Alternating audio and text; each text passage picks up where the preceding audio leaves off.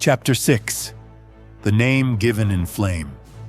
Night settled over the valley not with peace, but with weight. Cloud cover smothered the moon, pressing darkness low against the treetops and muting what little light might have guided the eye. The fires in the settlement had been reduced to careful embers, their glow shielded behind stone and dampened wood so that no flame would betray their position from the ridgelines. Voices were subdued. Movement was measured.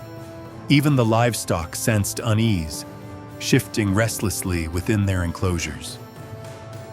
He stood along the western slope beside the tall warrior, looking down into the blackened forest below. The valley had been thinned here deliberately.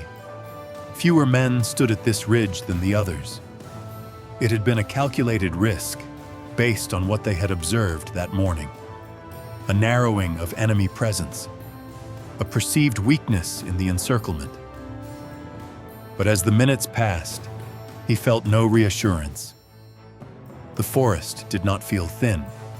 It felt patient. The first sound came as a faint vibration beneath the earth rather than through the air. A rhythm, controlled, steady. Not the chaotic advance of raiders, but the unified movement of men trained to move as one. It was distant, yet undeniable. The tall warrior raised a hand, signaling silence. Shadows shifted below the ridge. An armored figure emerged from between the trees, shield forward, blade held low and ready. He paused, scanning the slope above him. Another appeared at his flank, then a third. The formation behind them thickened gradually, shield edges overlapping as they advanced. A column. Before the tribe could adjust, a flare burst upward from the forest floor. Firelight flared briefly against the canopy, painting the slope in harsh orange and revealing the advancing line in full clarity. The signal had been given. From the northern ridge, an answering surge of noise erupted almost instantly. Wood splintered under force. Shouts rang out, followed by the unmistakable clash of iron against wood. The attack was not singular. It was coordinated. The tall warrior's voice broke the stillness as he shouted commands to those positioned along the ridge. Arrows were loosed in rapid succession, dark shapes cutting downward through firelit air. Several struck shields with splintering impact. One found a narrow opening, and a soldier below faltered. Yet the formation did not break. Shields tightened, and the column pressed upward. The western slope became a narrow corridor of collision. He moved forward with the others, not waiting for instruction.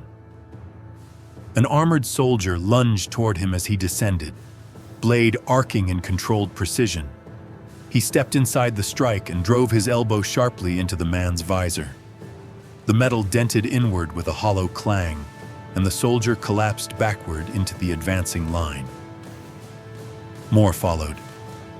Behind him, the tall warrior thrust his spear between shield gaps, each movement economical and deadly.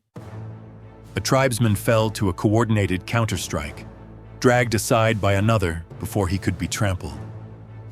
From the north came the crack of heavy timber giving way. A second flare arced high above the ridge and fell toward the heart of the settlement. It struck the roof of a thatched hut and erupted into sudden flame. Fire spread quickly along dried reed and wood, fed by wind and chaos. The valley had been breached.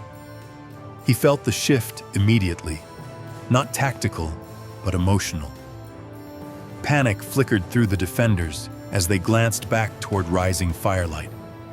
The armored column pressed harder, sensing fracture. He turned. The northern ridge demanded attention. He ran. Smoke already curled above the central huts when he reached the lower slope. Through shifting haze, he saw an armored unit advancing in disciplined formation, shields interlocked, cutting a path inward rather than looting or scattering.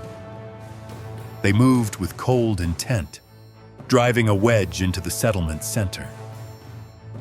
Near the main fire pit, the healer stood shielding a child behind her as a soldier approached with blade raised. Time narrowed to a single point. He closed the distance in a rush of motion, colliding with the attacker before the blade could descend. The impact drove both armored men to the ground. He seized the fallen soldier's weapon before it could be reclaimed. The sword's weight settled into his palm with unsettling familiarity. He did not reflect on it. He moved. The first strike angled beneath a shield rim, cutting through exposed joint. The second deflected an incoming blow before turning inward with precise economy. He did not swing wildly. He did not shout. Each motion was efficient, calculated, and devastatingly effective. Around him, tribesmen rallied, forming a defensive arc near the settlement's center. The tall warrior joined him moments later, spear carving space at his flank as they forced the invading unit to adjust its formation under pressure. Flames licked higher along one hut, casting fierce light across the clearing. Smoke thickened. The clash of steel, wood, and human breath became suffocating. Then, through the chaos, the older man emerged. He moved toward the center as though stepping into ritual rather than battle, carved talisman raised in one hand. His voice rose above the din, not panicked, but commanding. He called the tribe inward, pulling them toward the heart instead of scattering outward.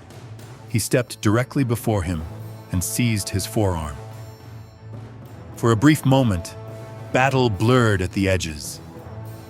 The older man spoke a word, clear and deliberate.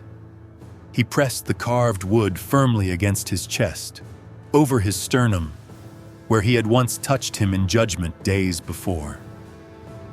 The word came again, louder. The tribe heard it. They repeated it, not as a chant of fear, but as recognition. A name. It rolled outward through smoke and flame, carried by dozens of voices. Even those locked in combat took it up as they struck and defended. The sound struck him like a hammer against steel. Not memory, alignment. The battle around him did not pause, yet something within him settled into clarity. Whatever had fallen from the sky had been uncertain, unmoored. Now he stood anchored, not by past, but by belonging.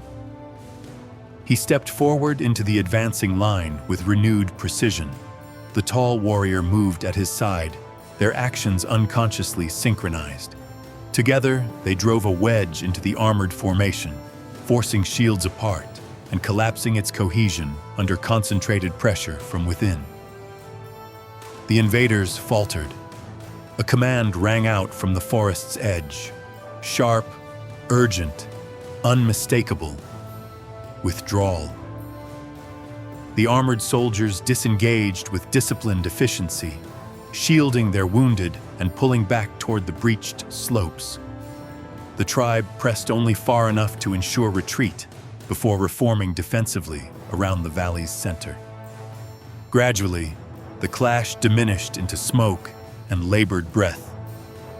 The fire consuming the hut was beaten down with soaked hides and earth.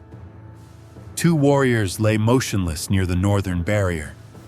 Several others groaned beneath makeshift bandages. The night smelled of charred wood and iron. The older man stepped beside him once more.